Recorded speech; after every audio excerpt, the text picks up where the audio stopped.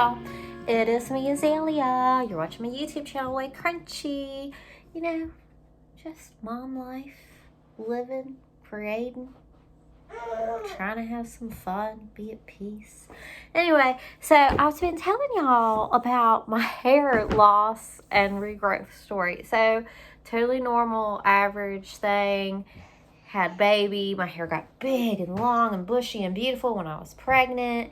And then like between 4 and 7 months postpartum, all my hair fell out and just clumps and clumps. It was really disturbing. I didn't know if it was ever going to end. I didn't know where it was going to end. I thought it might be ending in baldness, but it did not.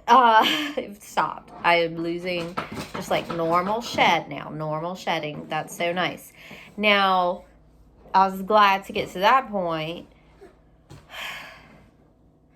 But now, where all my hair fell out, I'm growing more hair back again, but it's short. All the ones that fell out are growing back, and it's short, and it doesn't match the rest of my hair.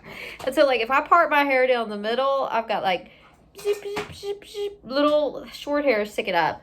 But I mostly like to wear my hair pulled back in a ponytail, and I can't without a headband now because I've got these horns in the front.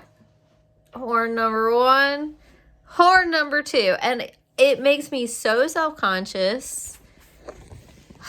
If it didn't make me self-conscious, I'd let it be. Because I don't think, you necessarily have to have perfect looking hair. I definitely don't think that. But it makes me self-conscious. And I can't be walking around the world worried about such a little thing. So I put my headband on and call it a day. So it's gonna be headband Azalea for a while. That's how I'm choosing to deal with this. For a while I was talking about dyeing my hair again. This is natural. Tips have been processed. I've been cutting off what was processed, so it's almost all natural Azalea hair. But I am thinking about dyeing my hair. The reason I stopped dyeing my hair wasn't even the pregnancy or the baby. The reason I stopped dyeing my hair and went brown, I just dyed everything my natural color to match my roots when we bought the Fixer Upper, because I was a workaholic. I had my eye on the prize. All of my free days and free time, what I most enjoyed and what I most wanted to be doing was working on the house, not my hair. So I went natural while I was working on the Fixer Upper, and then I was pregnant, and I don't like processing my hair when I'm pregnant. And then now I've got a baby. And I mean, he is not, stuck on me 24/7. He eats some food and spends time with his dad. And so I can get back to dyeing my hair if that is something I want to do. Might be. I'm undecided. Right now my headband is making me happy. That's where I'm at on that. Today I am going to be looking in my box here at the seeds I already own. I love to collect seeds. I love to garden. And I am going to evaluate in my box what I want to grow. Because I got my Seed Star Nursery as a gift from John this year. One of my favorite bundles of seeds. I want to show y'all. So I keep my seeds in different categories and bundles. And I only started doing this a couple of years ago, but everything that I've grown and used up all the seeds for, I put in this bundle. So it's like a scrapbook. Or if someone was like looking through my seed bag, they could look through this. And if they had any questions about a certain type of plant, then they could see that, oh, she has experience growing this. She could help me with that. But honestly, I don't have many friends in real life. I don't talk to many people in real life. So that's probably never going to happen. But, you know what? It's more just a scrapbook. But if I make some friends that like to garden, that could be a fun thing we do.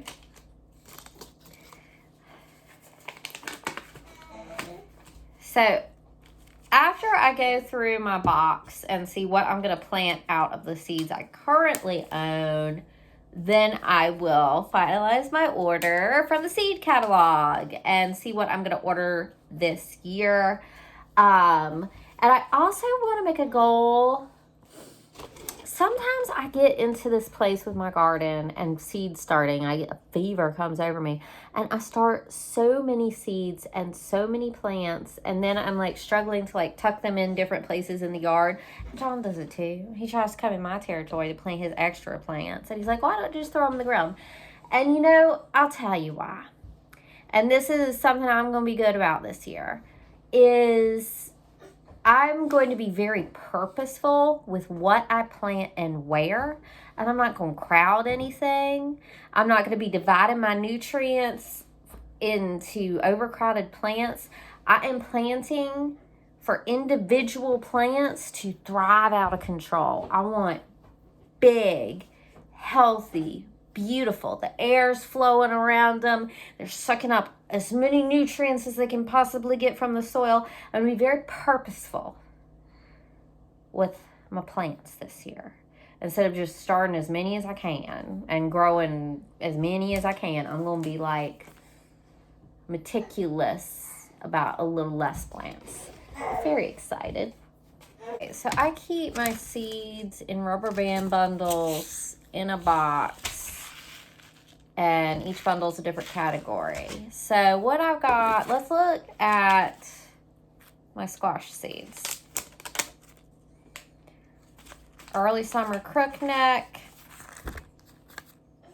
Delicious. I might plant one of those. Butterbush. I don't think I'm going to plant any of those. Loofahs. I'm not planting those. Ooh. Here's a summer squash, probably gonna plant that. So I have blazed new territory to specifically have 2 big squash plants, like 4 plants, like 2 to a hill. So maybe it will be, and this is for summer squash, not climbing squash. So it might be the Gelber English shear custard and the basic crookneck. That might be that. So that's what I'm doing. I'm going to give y'all, okay, so I go to rareseeds.com, Baker Creek Seeds. I love it. This is the best cucumber I've ever grown in my life. I'm from rural Virginia. I've been done seeing some cucumbers in my day. This is the best cucumber. You can eat the peels.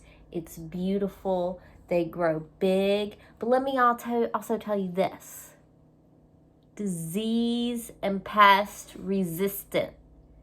I had some plants that were covered in that exact same row in powdery mildew. Not a spot. And it's a heavy yield. So many cucumbers. So many delicious cucumbers. So as a gardener, like I love to find a plant that is just, that's it. That's as good and beautiful as I ever need it to be. And then I'm done. I don't need to think too much more into that. I'm just going to plant it again every year. That's this cucumber. This cucumber is where it's at. Delicious, heavy yield, small space. Give it something to climb on. I climb it on my chain link fence and just pick cucumbers. Eat them. Delicious. Burpless. Wonderful. So, if you're looking for just a standard, hardy, easy to grow, beginner gardener friendly cucumber, it's this one. It is this one all day long. Ooh. Now, I grew these last year. And I got two little melons on my vine. And they were very cute. But I was growing them on the chain link fence. I mean, these are like this size, like softball. And they dropped to the sidewalk and cracked open. So if I were to grow this again, honestly, I didn't think the yield was that much. They're tiny little fruits. So I was kind of thinking I'd have more on the vine. And I'm very pollinator friendly around here, so that's not the problem. I don't know if I'm going to grow this one again this year. Definitely this. I don't think this is hardy for my climate, honestly. I'm an organic gardener. So, but one of my things is I plant hardy things that do well in my climate. And I do companion planting, and eventually I figure a plant's done its job and I let it succumb to the pest, or I let it succumb to the powdery mildew or whatever is ailing it. But I get a harvest first. Anyway, these were pathetic. They did pathetic. These really, really thrive. Now, I grew these when we were back and forth, not moved in yet here. And I was just kind of too busy to keep up with eating them before they got like too ripe. So I would try these again. They perform very well in this climate.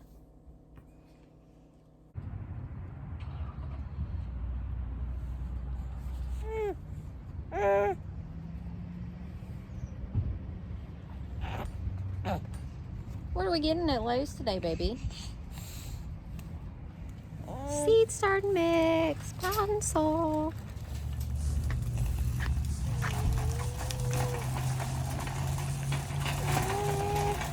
You going for a ride?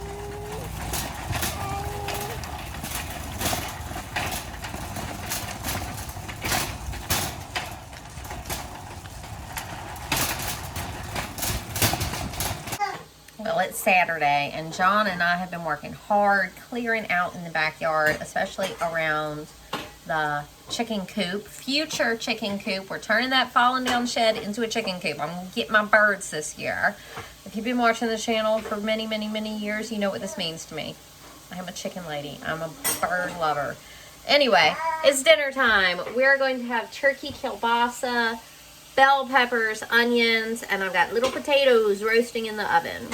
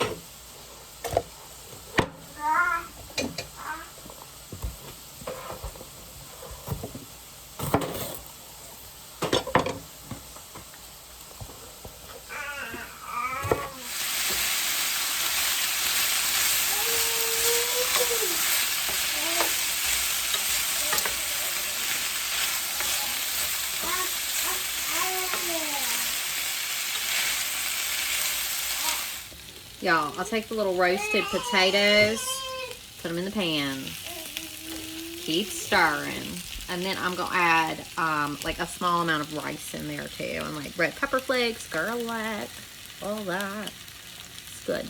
This is the finished product, y'all. Rice, roasted potatoes, kielbasa. I do the turkey kielbasa because it's lower in saturated fat. Bell pepper, onion, garlic powder, red pepper flakes, salt, pepper, you know it. That's my screeching baby, Huckleberry. Ooh, I want you guys have told me some different channels that I might enjoy here on YouTube. I think most of us all have a similar vibe. So I have listed all the recommendations I've gotten from you guys of cool YouTube channels I should check out, because I feel like you guys should also probably check these out. I haven't checked them all out, but these are all the ones that you guys have recommended to me. Bye, y'all.